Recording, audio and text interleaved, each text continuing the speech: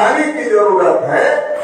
तो बड़ी ताकत कैसे बनेगी, उसके लिए ओबीसी के लोगों को जगाने की जरूरत है, उनके अधिकारों को लेकर। राजनीति को लेकर ओबीसी का हर आदमी सक्रिय है, वो जानकार भी है, चाहे वो जाति के नाम पर राजनीति करता हो, बिरादरी के नाम पर राजनीति करता हो, धर्म के नाम पर राजनीति करता हो, क्षेत्र के नाम पर राजनीति करता हो, उसके बारे में वो कर रहा है अपने अपने लेवल पर, अपने अपने इलाके में वो कर रहा है। मैं बहुत ज्यादा राजनीति की बात नहीं करना चाहता, मैं इस बात की बात करना चाहता हूँ कि देश में बहुत सारे ऐसे लोग हैं जिनको ये पता नहीं को ओबीसी, ऐसे भी बहुत सारे ओबीसी के लोग हैं जिनको इस बात की जानकारी नहीं है। जब आप ग्रामीण इलाकों में जाओगे तो आपको ये पता चलेगा। ये तो वर्धा सिटी में कार्यक्रम रखा हुआ, जैसे मैंने बोल के रखा है कि ग्रामीण इलाकों में हमारा कार्यक्रम लगाएंगे। क्यों? वहां ज्यादा जरूरत है। यहाँ तो लोग थोड़ा पढ़े लिखे भी है, थोड़ा समझदार भी है, लेकिन ग्रामीण इलाकों में लोग पढ़े लिखे भी उतना ज्यादा नहीं है, क्योंकि पढ़ाई कर लेता है, सर्विस में आ जाता है, बिजनेसमैन हो जाता है, वो कम से कम डिस्ट्रिक्ट प्लेस पे आ जाता है, वो गाँव में नहीं रहता है। गाँव में आम किसान रहता है या दूसरा जो काम करने वाले लोग हैं वो रहते हैं, तो उनके अंदर चेतना पैदा करने का काम बहुत ज्यादा जरूरी है, क्योंकि अगर उनके अंदर जागृति पैदा होगी तो ही देश में असली परिवर्तन किया जा सकता है, नहीं तो क्लास के दम पर परिवर्तन नहीं हो सकता। परिवर्तन मास के दम पर होगा।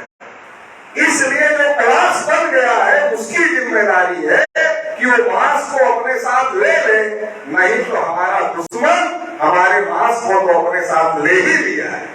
हम क्लास क्लास चिल्लाते रहते, हमको 52% चाहिए, हम कहते रहते हमारी गिनती होनी चाहिए।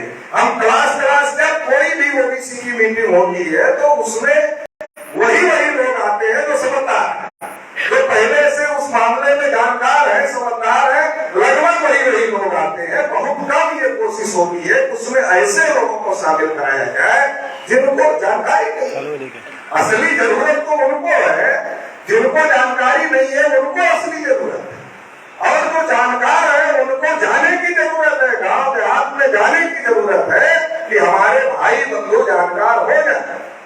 हम 52% है ये कहने में अच्छा लगता है, लेकिन जब अपनी परिस्थिति देखते हैं तो हमें लगता है कि हम तो 3.5% से भी खराब स्थिति में 3.5 वाले देश पर राज कर रहे हैं, और 52% जो दावा कर रहे हैं, दावा नहीं कर रहे, एक्चुअल में है, केवल दावा नहीं कर रहे, एक्चुअल में है।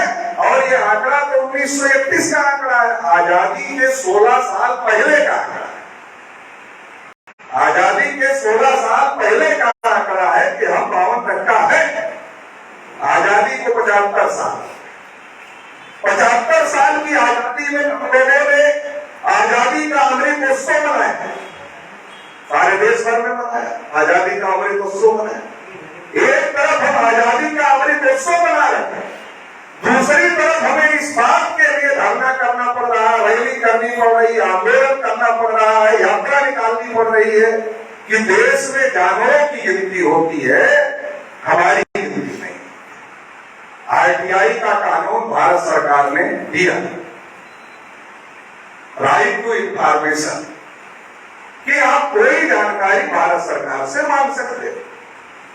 तो अगर आप ये जानकारी भारत सरकार से मांगो कि देश में बैल कितने हैं, भारत सरकार जानकारी दे। देश में गाय कितनी है, भारत सरकार जानकारी दे। देश में कुत्ते कितने हैं, भारत सरकार जानकारी दे। कुत्तों में कितने फालतू कुत्ते हैं, भारत सरकार जानकारी दे। कितने गलियों में घूमने वाले फालतू कुत्ते हैं, भारत सरकार जानकारी दे। लेकिन आप मानोगे देश में ओबीसी कितने हैं, भारत सरकार कहेगी इसकी कोई जानकारी हमारे पास में अवेलेबल ही नहीं है। आजादी के 75 साल में भारत सरकार के पास में, चाहे वो कांग्रेस की सरकार रही हो, चाहे बीजेपी की सरकार रही हो, या किसी की भी सरकार रही, आजादी के 75 साल में सरकार को ये ज्ञात नहीं हो पाया कि देश में ओबीसी कितने रहे। क्या आजादी की लड़ाई में हमारे बाप दादा शामिल नहीं थे, हमारे पूर्वज शामिल नहीं थे आजादी की लड़ाई में? हमारे बगैर अंग्रेज देश छोड़कर चले गए। 52% लोगों शामिल हुए बगैर अंग्रेज देश छोड़कर चले गए, ये कैसे हो सकता है? संभव ही नहीं। हमारे खुद के परिवार के आजाद हिंदू मौजूद है। बहुत बड़ी संख्या में ओबीसी के लोगों ने देश की आजादी के लिए शहादत देने का काम किया। इस आशा और उम्मीद के साथ, इस विश्वास के साथ कि अंग्रेजों की वजह से हमारी समस्याएं हैं, अगर अंग्रेज देश छोड़कर चले जाएंगे तो हम आजाद हो जाएंगे, हमारी जनरेशन आजाद हो जाएगी और हमारी समस्याओं का समाधान हो जाएगा। 75 साल में कुछ नहीं। बाबा साहब डॉक्टर अम्बेडकर ने तो कहा संविधान कितना भी अच्छा, अगर इसको लागू करने वाले लोग अच्छे नहीं है तो कभी भी अच्छा साबित नहीं हो सकता। आर्टिकल 340 उन्होंने लिखा, मगर उसको अमल कौन करेगा? आर्टिकल 340 लिखा, अमल कौन करेगा? अमल करने के लिए तो नेहरू जी थे। वैसे पहला प्रधानमंत्री सरदार वल्लभ भाई पटेल को बनना है, बहुमत उनके पास में था, सरदार वल्लभ भाई पटेल के पास में था, मगर सरदार वल्लभ भाई पटेल को नहीं बनते। नेहरू जी को बनाया गया। लोगों ने जब गांधी जी को पूछा कि आपने नेहरू को क्यों पसंद किया, सरदार पटेल को क्यों नहीं पसंद किया, क्योंकि बहुत कांग्रेस के लोग ही नाराज थे उस पर, डॉक्टर राजेंद्र प्रसाद जैसे बड़े नेता नाराज थे। तो गांधी जी ने कहा नेहरू जी दूसरे नंबर का पद स्वीकार करने के लिए राजी नहीं थे, तैयार नहीं थे। अब एक सवाल खड़ा होता है कि नेहरू जी दूसरे नंबर का पद स्वीकार करने के लिए क्यों तैयार नहीं, ये सवाल है। तो उसका जवाब है कि नेहरू जी ऐसा मानते थे, मैं ब्राह्मण होकर दूसरे नंबर के पद पर कैसे जाऊं, मैं जाति से ब्राह्मण हूं तो ऊपर ही रहूंगा, दूसरे नंबर के पद पर कैसे जाऊं। और आर्टिकल 340 बाबा साहब अम्बेडकर ने लिखा, अमल नेहरू जी को करना था, नेहरू जी अमल नहीं कर रहे थे, इसलिए कानून मंत्री पद से इस्तीफा दिया। तो उसमें एक बड़ा कारण डॉक्टर अम्बेडकर ने लिखा कि नेहरू आर्टिकल 340 पर अमल नहीं कर रहे हैं, पिछड़ों के लिए आयोग नहीं बना रहे हैं, इसलिए मैं इस्तीफा दे रहा हूं। और जब इस्तीफा दिया, ये बात बैकवर्ड क्लास फेडरेशन के लोगों को पता चली। आर्यल चंदापुरी जी जो बिहार के थे, बैकवर्ड क्लास फेडरेशन के नेशनल जनरल सेक्रेटरी थे, पंजाब लाल देशमुख साहब उसके नेशनल प्रेसिडेंट थे। आर्यल चंदापुरी जी बाबा साहब अम्बेडकर को मिलने के लिए गए और बाबा साहब अम्बेडकर को कहा, आपकी रैली हम पटना में कराते हैं, क्योंकि आप इधर हो उधर भी कराते, ताकि इस आंदोलन पे दबाव हो। और जब वो रैली हुई, उस रैली पर पत्थर फेंकवाए गए, उस रैली को कैंसिल करवाया गया। बाबा साहब जो बोल रहे थे तो पत्थर फेंके।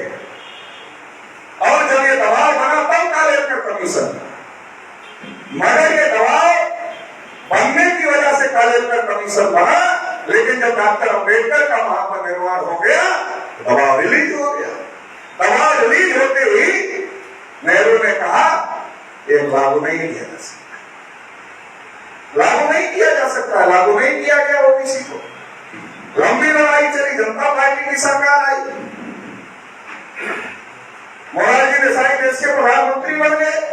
जनता पार्टी ने अपने घोषणा पत्र में लिखा था कि हम कालेकर कमीशन लागू करेंगे, मगर जब लागू करने का मौका आया तो सारे वादों पर बात किया, मगर कालेकर कमीशन लागू करने पर बात नहीं किया। तो बिहार के राम अवधेश यादव थे, सांसद थे, बहुत ही लड़ाकू व्यक्ति थे, वो खड़े हो गए, अभी जीवित थे कुछ साल पहले तक, अभी जल्दी ही उनका ये हुआ है। वो खड़े हो गए, उन्होंने कहा तुम सब की बात कर रहे हो, ये कालेकर कमीशन की बात क्यों नहीं कर रहे हो, ये भी तो घोषणा पत्र में है, इसकी बात क्यों नहीं कर रहे हो। तो उन्होंने कहा हर वादा पूरा करने के लिए नहीं किया जाता।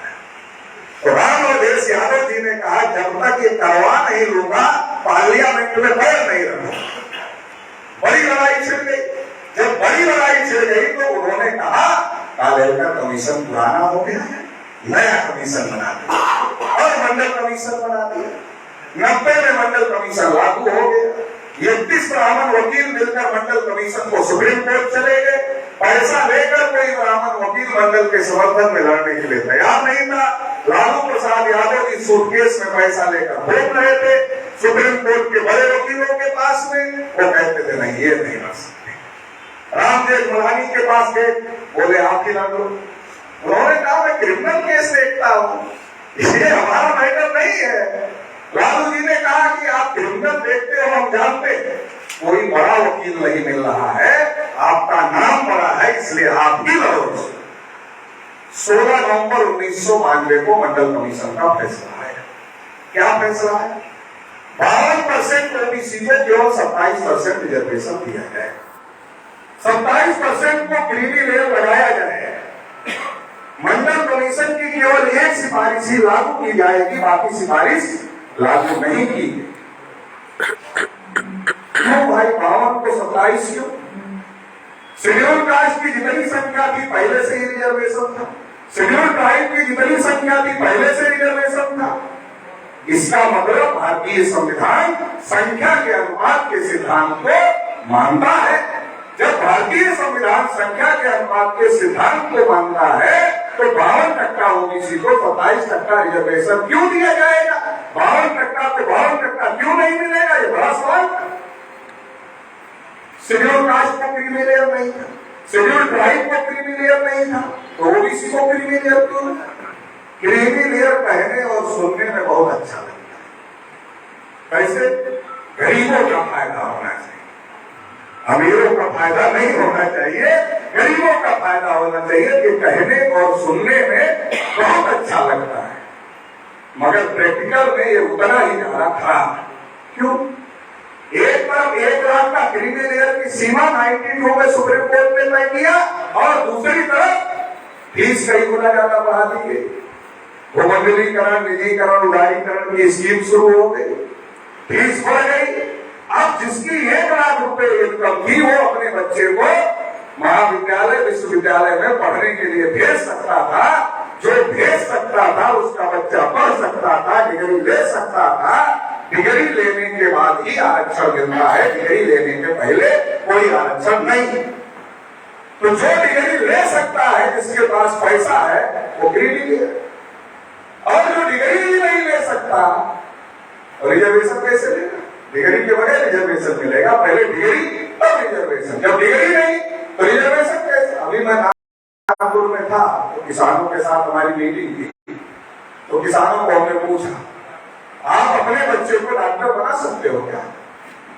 तो किसानों ने कहा, सर डॉक्टर बनाने के लिए नीट की तैयारी करानी पड़ती। ये बात तो सही है, पहले नीट की तैयारी करानी पड़ती। बोले नीट की तैयारी के खर्च लाखों रुपया है, कोचिंग का, हॉस्टल का।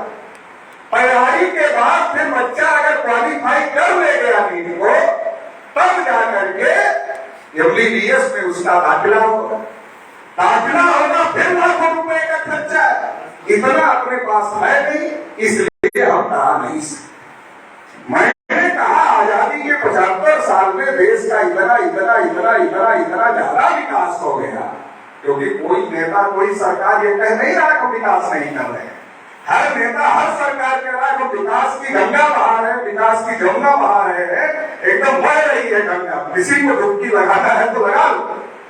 मगर 75 साल में इतना विकास हो गया कि पहले किसान अपने बेटा बेटी को डॉक्टर बना लेता था, मजदूर अपने बेटा बेटी को डॉक्टर बना ले। बहुत सारे डॉक्टर जो हैं, अभी उनके पिताजी किसान थे, मजदूर थे, उन्होंने बनाया, बने लोग। लेकिन आज की जो कंडीशन है, हमें तो बहुत डॉक्टर मिलते हैं, वो कहते हैं हम अपने बेटे को डॉक्टर बनाने में सक्षम नहीं है, ऐसे भी डॉक्टर मिलते हैं। ये सिचुएशन आज की तारीख में पैदा हो, तो अब ये कह रहे हो नहीं गरीबों को मिलेगा, अमीरों को नहीं मिलेगा। तो इसका मतलब है जिसके पास दांत है उसको चना नहीं मिलेगा, और जिसके पास दांत नहीं है उसको आप चना दिखाओगे, क्योंकि वो चना खा नहीं सकता। तो ओबीसी का रिजर्वेशन ऊपर से भी खत्म हो गया, नीचे से भी। ऊपर से मतलब जो लेने लायक था उसको मिलेगा नहीं, क्योंकि वो क्रीमी लेयर में आ गया। और जो लेने लायक नहीं है वो, क्योंकि वो पढ़ाने लायक नहीं है अपने बच्चों को, उसके पास में पैसे नहीं है, तो वो रिजर्वेशन के दायरे में है, मगर रिजर्वेशन उसको मिलेगा नहीं। इतनी बड़ी धोखेबाजी ओबीसी के साथ में हुई। ओबीसी को अगर उस समय ये बात समझ में आती तो पार्लियामेंट ओबीसी के लोग घेर लेते, और अगर पार्लियामेंट ओबीसी के लोग घेर लेते तो 52% को 52% देना पड़ता, क्रीमी लेयर हटाना पड़ता। मगर ऐसा नहीं हुआ। क्यों नहीं हुआ? तो आरएसएस बीजेपी के लोगों ने सोचा 52 को 52 मिलेगा तो जाएगा किसका? सवाल ये है, 52 को 52 मिलेगा तो जाएगा किसका? जैसे हमारे ओबीसी के लोग बहुत ईमानदार लोग हैं, था कि वो किसी के बारे में बोलते हैं, किसी का विरोध करते हैं। अरे हम विरोध थोड़े ही करते हैं, हम ये बता रहे हैं कि इसका हिस्से से ज्यादा कौन ले लिया और कौन ऐसा है जो अपना हिस्सा ही नहीं ले पा रहा है। ईमानदार हमारे लोग कहते सर सबको लेके चलना चाहिए, मगर अपने अधिकार को छोड़ के चलना चाहिए। क्या सबको सबको लेकर चलना चाहिए, ये बात सही है, मगर अपने अधिकार को छोड़कर सबको ले। तो घर में भी नहीं लोग करते। घर में एक माँ से अगर 4 भाई पैदा हुए हैं तो 4 भाई अगर किसी का अधिकार कोई दूसरा भाई हड़प रहा है तो ये नहीं कहेगा हम साथ में चलेंगे तो हमारा अधिकार है। साथ में चलेंगे मगर अपने अधिकार के साथ चले। अगर कोई ये कहता है कि नहीं अपना अधिकार तो हमको दे दो, फिर हमारे कैसे होगा? ये तो संभव नहीं है। तो उन लोगों ने दिमाग लगाया कि अरे अगर इनको 52% मिलेगा तो कम किसका होगा? तो इनका अधिकार हम लोग ले रहे हैं, तो 52% इनको मिलेगा तो कम हमारा होगा। उन्होंने सोचा इनका विरोध करना भी खतरा है, समर्थन करना भी खतरा है। विरोध करेंगे वोट नहीं देंगे, ओबीसी विरोध में जाएगा, 52% है विरोध में जाएगा, खतरा है। समर्थन करेंगे अपने हिस्से की नौकरी लेंगे, हमारा कम होगा, खतरा है। तो क्या किया जाए? लड़ाई को डाइवर्ट कर दिया है। लड़ाई को डाइवर्ट कर दिया। आडवाणी जी ने रथ यात्रा निकाला, रामलला हम आएंगे, मंदिर वही बनाए। वही मतलब तो रामलला बनाए, रामलला हम आएंगे, मंदिर वही बनाए और तमाम ओबीसी के नेताओं को आए। मैं अयोध्या फैजाबाद का रहने वाला हूँ, वहां के बड़े नेता थे उस समय। आप लोगों ने जो पुराने लोग होंगे नाम सुने होंगे, विनय कटियार साहब बजरंग दल के राष्ट्रीय अध्यक्ष, कल्याण सिंह थे उत्तर प्रदेश के बहुत बड़े नेता, उमा भारती थी मध्य प्रदेश की बहुत बड़ी नेता थी, परवीन भाई तोगड़िया गुजरात के बहुत बड़े नेता थे। इतने बड़े बड़े नेताओं को लगा दिया इस काम कि मंदिर बनाने चलना। मैं नागपुर में सभा करके बैठा तो गाड़ी में एक आदमी आए मिलने के लिए। उन्होंने कहा सर मैं भी गया था, जब आप गिराई गई थी तो मैं भी गया था वहां। तो यहाँ से मैंने कहा हम लोग तो वहीं थे, वहां के लोग कम गए और उड़ीसा से, कर्नाटक से, तेलंगाना से दूर दूर के लोगों को ज्यादा लेकर के देश भर से लोग गए। ओबीसी की जो लड़ाई थी, ओबीसी को मंडल की लड़ाई लड़नी चाहिए थी, ओबीसी को मंदिर की लड़ाई की तरफ डाइवर्ट कर दिया। जब उस समय विनय कटियार जी को ये पूछा गया आरक्षण का क्या होगा, तो कटियार जी ने कहा डंडे के दम पर आरक्षण ले। आज कटियार जी का भी पता नहीं है, डंडा कहाँ होगा इसका कैसे पता चलेगा? पहले कटियार जी का पता चलेगा तब डंडे का पता चल सकता है, उनका ही पता नहीं। तो ये लड़ाई डाइवर्ट कितना समय लगा? 16 नवंबर 1992 को मंडल कमीशन का फैसला आया और 6 दिसंबर 1992 को बाबरी मस्जिद गिरा दी गई। 20 दिन का लगभग अंतर पे ये सारा कार्यक्रम हो गया। मंडल कमीशन में ओबीसी को क्या मिला क्या नहीं मिला ये चर्चा होनी चाहिए थी। ये चर्चा कब गई? मंदिर बनेगा कि नहीं बनेगा, मस्जिद किसने गिराई, किसकी गलती है, किसको सजा होगी, किसको फांसी होगी, ये शुरू हो गया, ये चर्चा शुरू हो गया। और ओबीसी के लोग तो आप लगता है ये तो उनको इस चर्चा में ज्यादा इंटरेस्ट था, तो इसी चर्चा में शामिल हो गए।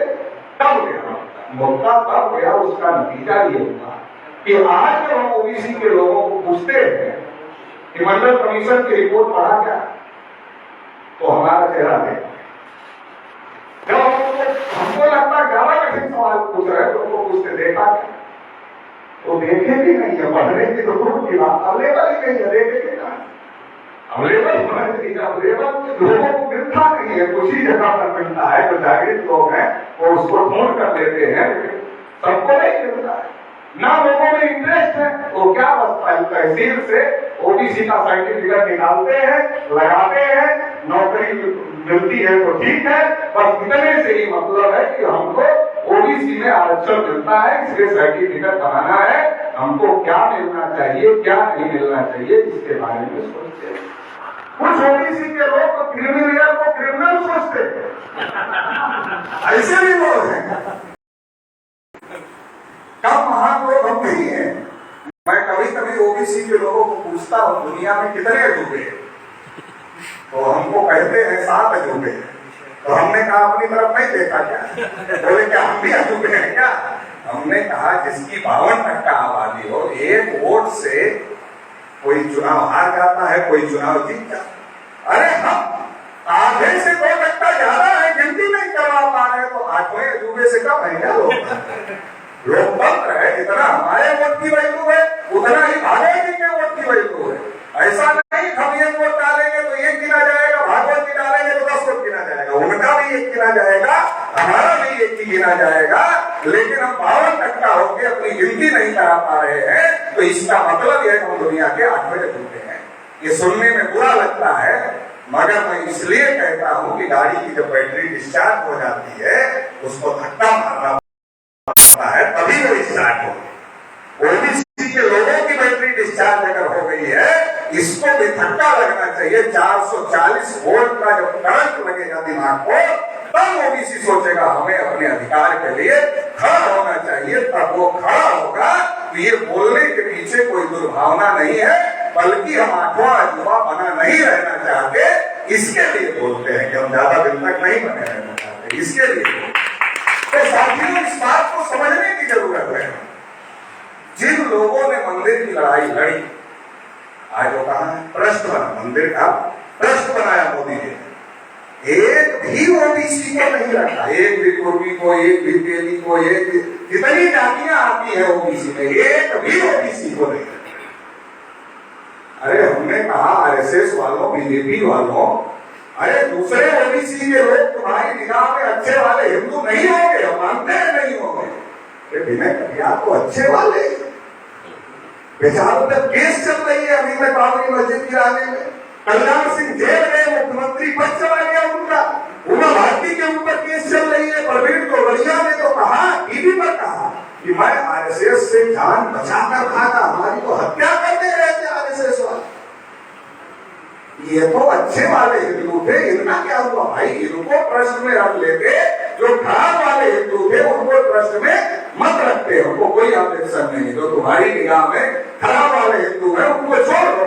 जो अच्छे वाले हिंदू हैं, जिन्होंने लड़ाई लड़ी मंदिर बनाने, उन्होंने मंडल की लड़ाई तो लड़ी, उन्होंने मंदिर की लड़ाई लड़ी, तो जिसकी लड़ाई लड़ी उसमें तो हिस्सा मिलना चाहिए, मगर नहीं मिला। ये बात साबित करता है कि हम केवल 3 समय हिंदू हो। जैसे ओबीसी के ऊपर हिंदू का नशा बहुत ज्यादा चला, तो नशा इतना ज्यादा चढ़ा हुआ है कि ये ओबीसी का बंटाधार करते हैं।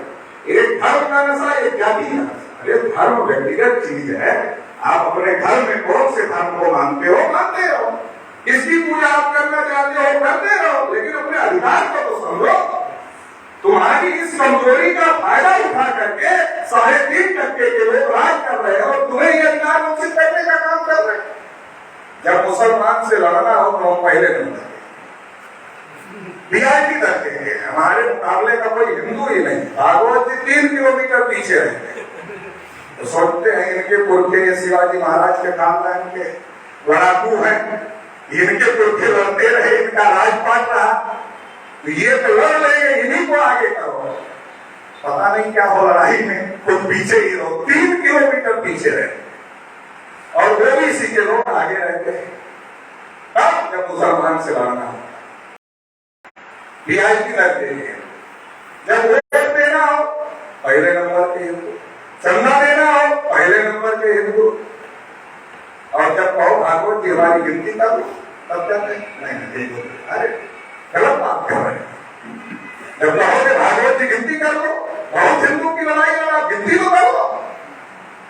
नहीं, ये गलत बात मत करो, नहीं तो देशद्रोही कोशिश कर देंगे। जब आप अधिकार की बात करोगे तो बोलेंगे देशद्रोही हो। जातिवाद है, टीवी पर बैठकर दिन रात जब जाति जनगणना का मामला चलता है, उनके एंकर दिन रात जातिवाद लालू यादव बात करें तो जाति की बात है, नीतीश कुमार बात करें तो जाति की बात है, शरद पवार बात करें तो जाति की बात है, अखिलेश यादव बात करें तो जाति की बात है, और वो बात करें तो जाति की बात नहीं, मोदी कहे हम पिछड़ी जाति के हैं तो जाति की बात नहीं, राष्ट्रवाद तब देश की बात है, धर्म की बात है। समझना पड़ेगा, हम लोगों को समझना पड़ेगा, नहीं जैसे ठगे जा रहे हैं ऐसे ठगे जाते हैं। तो हमारा इस्तेमाल हो रहा है, हिंदू की जो हमारी भावनाएं हैं उस भावनाओं के आधार पर आरएसएस के सारे 3% के ब्राह्मण हमारा इस्तेमाल कर रहे हैं, हमारा समर्थन ले रहे हैं, हमारा समर्थन लेकर हमारा ही सत्यानाश कर रहे हैं, नारा लगा सबका साथ सबका विकास। तो साथ तो हमने पहले दे दिया, हम ईमानदार लोग हैं, हमने सोचा पहले साथ देना पड़ेगा तभी तो विकास करेगा, साथ नहीं देंगे तो विकास कैसे करेगा, साथ पहले दे दिया। हम नारा बदलेंगे, नारा क्या हो, सबका साथ, अडानी अंबानी का विकास, बाकी सबका सत्यानाश। सबका साथ, अडानी अंबानी का विकास, बाकी सबका सत्यानाश। अब ओबीसी की गिनती में, अच्छा आप ये बताओ आंकड़े के बगैर विकास होगा? अभी महाराष्ट्र में निकाय चुनाव में आरक्षण खत्म हो गया, क्यों खत्म? ओबीसी का ही क्यों खत्म हुआ? एससी का क्यों नहीं खत्म हुआ? एसटी का क्यों नहीं खत्म हुआ? उसकी 10 साल में गिनती होती है, एससी की होती है, एसटी की होती है, उसके आंकड़े, ओबीसी के आंकड़े।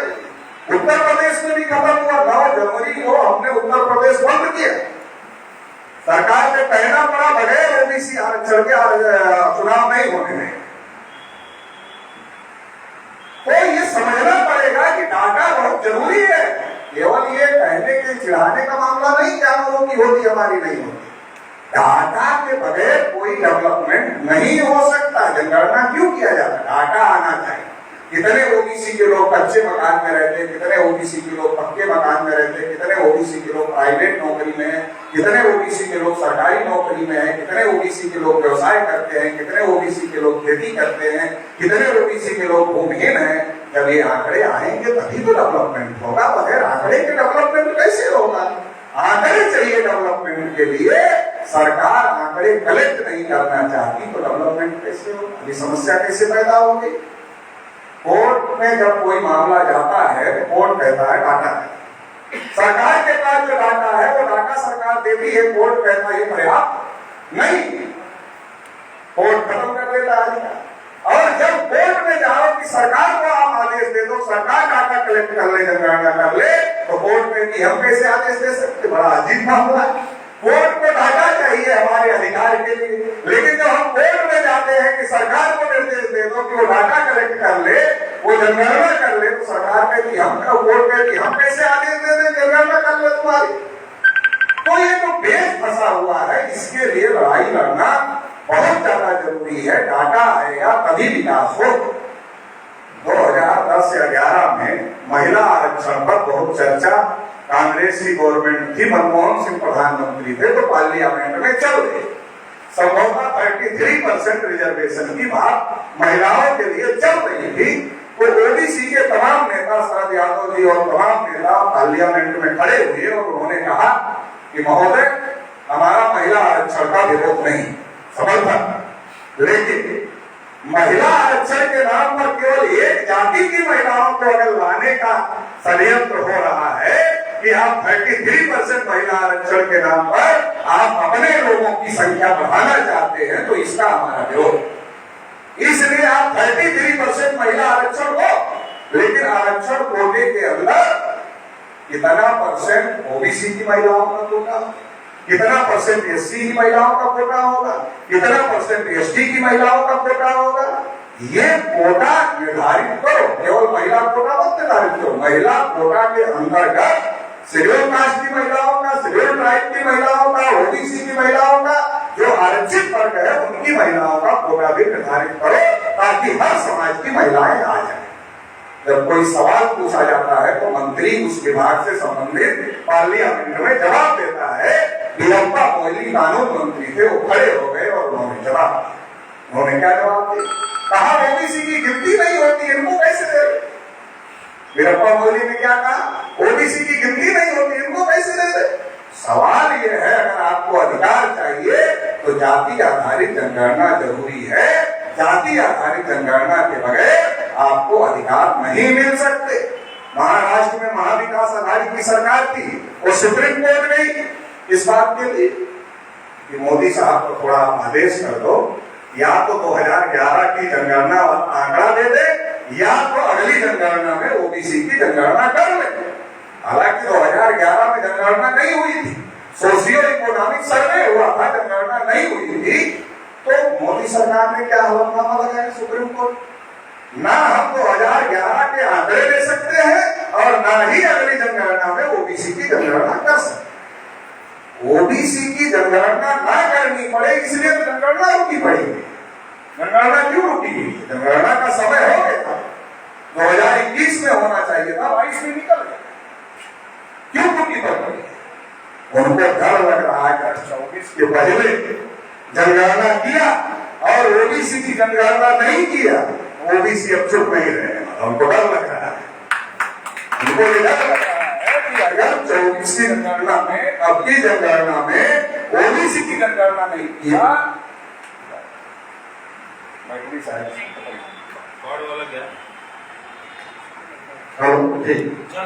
कोई बात नहीं, मुंह से भी हो तो उनको ये डर लग रहा, इसलिए वो कोविड का बहाना करके जनगणना रोक रहे।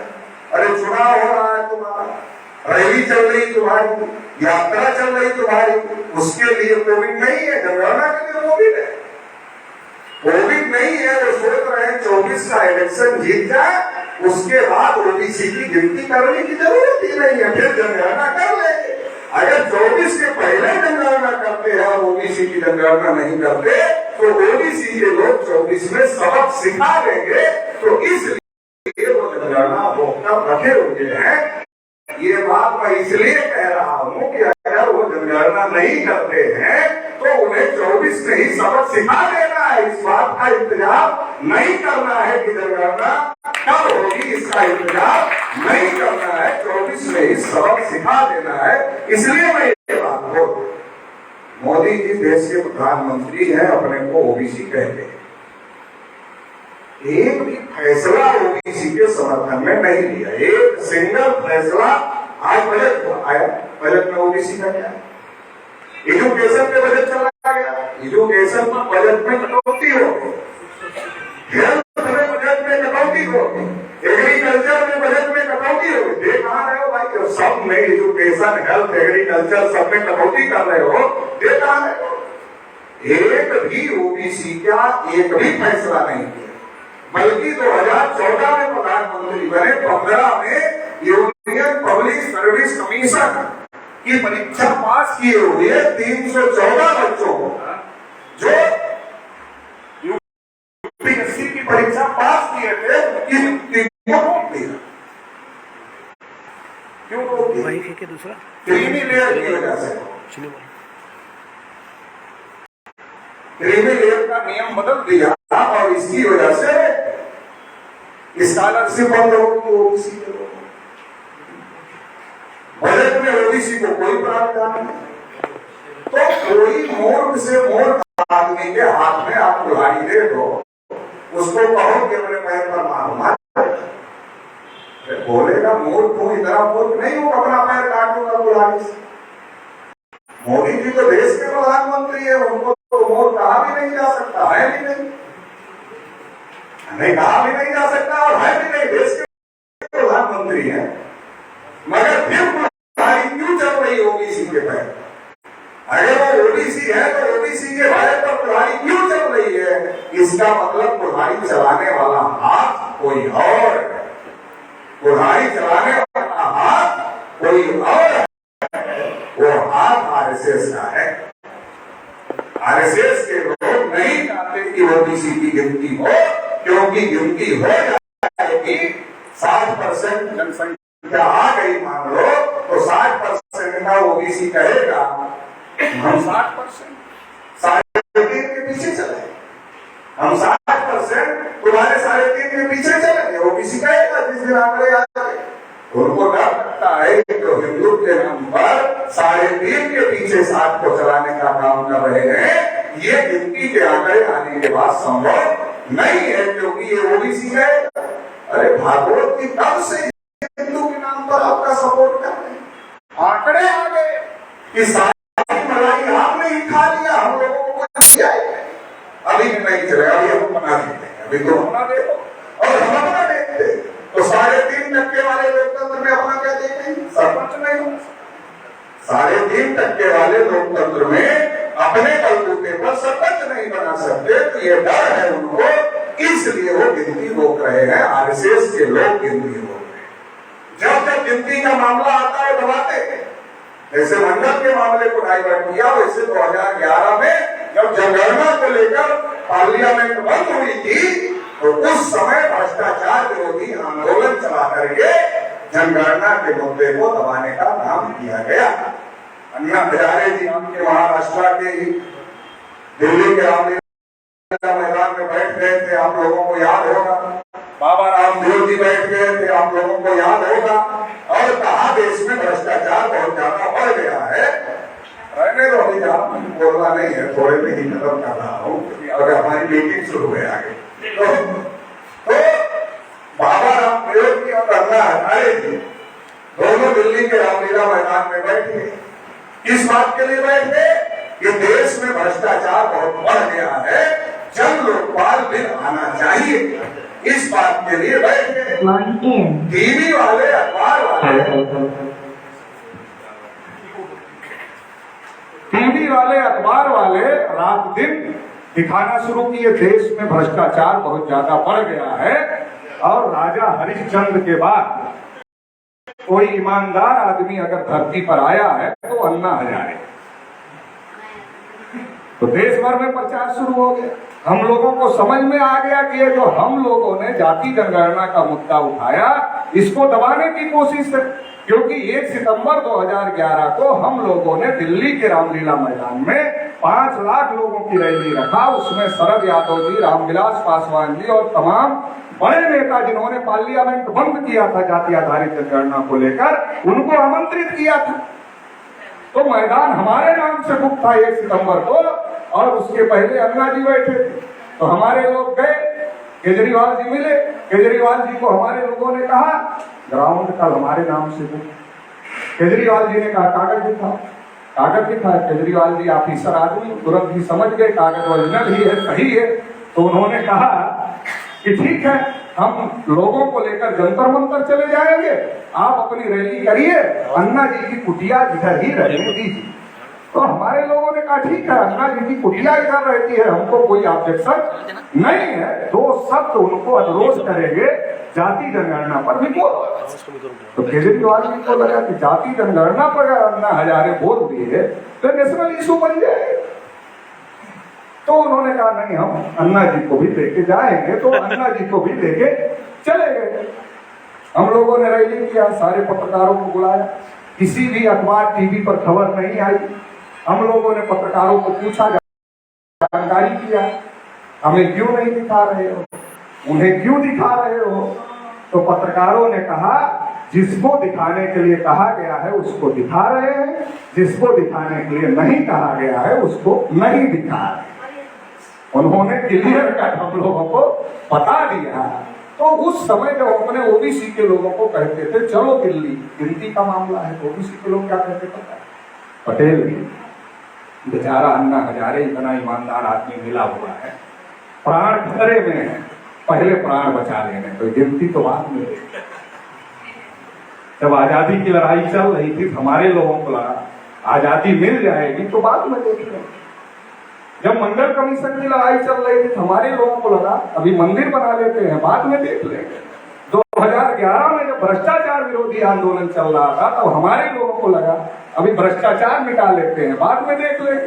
तो हम बात में ही देख रहे हैं, और इसलिए हम अपना देख नहीं पा रहे हैं। इसलिए मेरा कहना है अभी जो जनगणना होने जा रही, इसी को देखो, दूसरा तीसरा देखने की जरूरत नहीं है। कोई भी मुद्दा उठाए, कोई भी कुछ करे, हमें अपनी गिनती संख्या के अनुपात में हिस्सेदारी के मुद्दे पर ही कायम रहना है। इस बात के लिए जागृत करने के लिए हम ये परिवर्तन यात्रा चलाने का काम कर रहे हैं, और आप लोगों को निमंत्रण भी देने आए हैं कि हम चुप बैठने वाले नहीं है, फिर आंदोलन करें। तो उसमें आपका सहयोग, आपका समर्थन होना चाहिए। पार्टी संगठन किसी का कोई भी हो सकता है, समाज के मुद्दे पर समर्थन होना, समाज के मुद्दे की लड़ाई पर समर्थन होना चाहिए। आप अपनी पार्टी में जिसमें आपको लगता है आप रहो, जब तक आपको लगता है, जब आपको दूसरा समझ में आए तो दूसरे में जाना हो। तो राजनीति करने वाले हमसे ज्यादा बेहतर जानते हैं, वो कर लेते हैं अपना काम, उनको क्या सही लगता है क्या गलत लगता है वो कर लेते हैं। मगर हम ये आपको अनुरोध करना चाहते हैं और ये निमंत्रण भी देने आए हैं, अगला आंदोलन जब राष्ट्रीय पिछड़ा वर्ग मोर्चा घोषित करेगा तो आप सभी लोगों का साथ सहयोग और समर्थन होना चाहिए। तो एक तो ये मुद्दा हमारी परिवर्तन यात्रा का है कि जाति आधारित जनगणना होनी चाहिए, 52% ओबीसी को 52% आरक्षण मिलना चाहिए, क्रीमी लेयर हटना चाहिए। दूसरा इंपॉर्टेंट मुद्दा है किसानों को एमएसपी गारंटी कानून होना चाहिए। सरकार ने किसानों को आश्वासन दिया था एमएसपी गारंटी के लिए, बजट में एमएसपी का नाम भी नहीं लिया है। बजट भाषण निर्मला सीतारमण ने पढ़ा, आप सुन लो पूरा भाषण, उसमें नाम भी नहीं लिया एमएसपी का। आप बताओ, आप माइक खरीदने जाओ मार्केट में, आप दुकानदार को पूछते हो कितने में दोगे हमको? आप कुर्सी खरीदने जाओ, आप दुकानदार को पूछते हो कितने में दोगे? दुकानदार रेट नहीं निर्धारित करता, बनाने वाला निर्धारित करता। आप साइकिल मोटरसाइकिल कार खरीदने जाओ, आपको रेट तय है, उस पर खरीदना है। इसका मतलब यह है इस देश में बनाने वाला भाव तय करता है, खरीदने वाला नहीं तय करता, बनाने वाला तय करता है। केवल हम किसान ऐसे हैं जिसका भाव खरीदने वाला तय करता है, रेट खरीदने वाला तय करता है, हर चीज का रेट बनाने वाला तय करता है, केवल हम किसानों का रेट खरीदने वाला तय करता है। हम खरीदने जाते हैं, पूछते हैं कितने में दोगे, हम बेचने जाते हैं, पूछते हैं कितने में लोगे। ये मामला है, हमें खरीदने जाते पूछते कितने में दोगे, बेचने जाते पूछते कितने में लोगे। तो MSP guarantee minimum support price किसानों को मिलना चाहिए। इसके लिए भी हम लोग ये परिवर्तन यात्रा चला रहे हैं और भविष्य में इसको लेकर भी आंदोलन करेंगे, क्योंकि किसान आत्महत्या कर रहे हैं, सरकार तो चाह रही है आत्महत्या करें। किसान अगर फायदे में रहेगा तो अडानी को जमीन नहीं मिलेगी, किसान अगर नुकसान में जाएगा तभी तो अडानी को जमीन मिलेगी। तो अडानी को जमीन तभी मिलेगी जब किसान मरेगा। तो किसान को मारने का कार्यक्रम चल रहा। विदर्भ के किसान तो बहुत बड़ी संख्या में आत्महत्या कर रहे हैं। तो ये हमारा मुद्दा है। तीसरा मुद्दा ये है कि मोदी जी ने कहा था देश नहीं बिकने दूंगा, मगर अब कसम खा लिया देश नहीं बचने दूंगा। एक एक चीज अडानी अंबानी को दे रहे। कल अमेरिका की कोई कंपनी अडानी को अगर संपर्क किया कि अडानी जी 200 करोड़ में आपने जो चीज खरीदा, हम उसके 500 करोड़ आपको देंगे। तो अडानी व्यापारी आदमी है तो देंगे, तो उन्होंने वो दे देंगे तो विदेशियों के कब्जे में चला जाएगा। तो आने वाले समय में जितना तेजी से निजीकरण हो रहा है, देश ही विदेशियों के कब्जे में चला जाएगा। और आजादी की लड़ाई के लिए जिन लोगों ने शहादत दिया, विदेशियों के कब्जे से देश को मुक्त कराने के लिए, उनकी शहादत का ये बहुत बड़ा अपमान हो रहा है और अपमान होगा, क्योंकि देश विदेशियों के हाथ में जाने की तैयारी चल रही है। तो निजीकरण हो रहा है, सरकारी चीजें खत्म हो रही, और उसके साथ साथ एक और बड़ी बात हो रही, आरक्षण खत्म हो। ओबीसी हम आरक्षण की लड़ाई लड़ रहे हैं। ओबीसी को अब समझ में आया कि हमें 52% चाहिए इतने लंबे समय में, क्योंकि उसकी गलती नहीं है। 1932 में गोलमेज सम्मेलन में शेड्यूल कास्ट को रिजर्वेशन मिल गया, ओबीसी को 92 में मिला। 32-92 कितना डिफरेंस, 60 साल का डिफरेंस है। तो समझने में थोड़ा समय लगता है। अच्छा, ओबीसी को पूरा रिजर्वेशन नहीं मिला, रिजर्वेशन प्रमोशन नहीं मिला, एजुकेशन रिजर्वेशन बहुत बाद में मिला, मंडल की केवल एक सिफारिश लागू हुई। तो ओबीसी को तो रिजर्वेशन का थोड़ा थोड़ा स्वाद मिला है, अभी रिजर्वेशन का खाना थोड़ा ही मिला है ओबीसी। मगर अब ओबीसी रिजर्वेशन की बात थोड़ा बहुत समझने लगी। अलग बात है, रिजर्वेशन के जनक हमारे पूर्व के पूर्वज, ये अलग बात है, लेकिन उसका फायदा हमको न मिलने की वजह से हम नहीं जान पाते। अब समझ में आया तो अब रिजर्वेशन ही 0 हो रहा है, क्योंकि निजी हो रहा है, प्राइवेट हो रहा है। प्राइवेट में SC ST OBC का आरक्षण 0 हो रहा है, नौकरियां खत्म हो रही हैं। तो निजीकरण बंद हो और निजी क्षेत्र में SC ST OBC को रिजर्वेशन मिले, इस बात को लेकर भी हम लोग परिवर्तन यात्रा चला। एक और आखिरी बात कहकर अपनी बात समाप्त। आखिरी मुद्दा यह है हमारी परिवर्तन से, तो बहुत सारे मुद्दे हैं, लेकिन प्रमुख मुद्दे आपको बता रहा हूँ। आखिरी मुद्दा बता रहा हूँ आपको, देश में इतना सब कुछ विरोध में हो रहा है, किसानों के विरोध में हो रहा है, नौजवानों के विरोध में हो रहा है, कर्मचारियों की पेंशन छीन ली गई, व्यापारियों को छोटे छोटे जिनकी 1000 रुपए कमाई नहीं देकर उनको भी GST, व्यापारियों के, छोटे व्यापारियों को खत्म करने का काम चल रहा है। SC, ST, OBC, महिला, किसान, मजदूर, नौजवान, सबको परेशान करके रखा है, मगर फिर भी डर नहीं लगता कि ये लोग हमको हरा देंगे चुनाव। सवाल ये है, डर क्यों नहीं लगता? ये बड़ा सवाल है, डर क्यों नहीं लगता? उनको लगता है चलो आप नाराज हो गए, क्या कर लो, नाराज हो जाओगे तो क्या कर लो। पहली बात तो मीडिया वाले इतना अभियान चला रहे हैं, इतना अभियान चला रहे हैं, ऊपर से कई बाबा मैदान में आ गए। टीवी वालों को 52% OBC के मुद्दे को कवर करने के लिए समय नहीं है। बाबा चमत्कार करता है कि नहीं करता है, इसको कवर करने के लिए पूरा उनके पास समय ही समय। तो वो सोचते हम माहौल बनाकर तुम्हारे जो गांव देहात में जो जानकार लोग नहीं है उनका वोट ले लें, फिर भी जो जागरूक तुम लोग हो हमको वोट नहीं दोगे, उससे जो हारने की संभावना बनेगी उसको हम EVM से ट्रांसफर करें। 8 अक्टूबर 2013 को सुप्रीम कोर्ट ने कहा EVM से फ्री, फेयर, ट्रांसपेरेंट चुनाव नहीं कराए जा सकते, निष्पक्ष, पारदर्शी चुनाव नहीं कराए जा सकते। ट्रेल मशीन लगाओ, पेपर ट्रेल मशीन लगा नहीं रहे थे। वामन मेश्राम जी सुप्रीम कोर्ट गए दोबारा कि आपके आदेश का चुनाव आयोग को नहीं मानना। तो 24 अप्रैल 2017 को सुप्रीम कोर्ट ने दोबारा आदेश दिया 100% EVM को पेपर ट्रेल मशीन लग, मगर लगने से क्या फायदा है? उसका रिकाउंटिंग होता है क्या? पेपर ट्रेल से जो कागज निकल रहा है उसकी रिकाउंटिंग नहीं हो रही है। जब रिकाउंटिंग नहीं हो रही है, चोरी कैसे पकड़ी जाए? जो वोट डाला उसका कागज छपा, कागज जमा हो गया। क्यों जमा हो गया? ये physical evidence, EVM electronic evidence है, कागज फिजिकल एविडेंस है, बैलेट पेपर भी फिजिकल एविडेंस है। फिजिकल एविडेंस एक्चुअल एविडेंस है, उसमें बदलाव नहीं हो सकता। जो एक बार छप गया वो छप गया। जब उसका मिलान होगा, उसकी रिकाउंटिंग होगी, तब जाकर के चोरी पकड़ी जाए। मगर रंजन गोगोई जी जज थे, एक महिला के केस में उनको आरोपी बना दिया और उसके बाद EVM का फैसला करा लिया।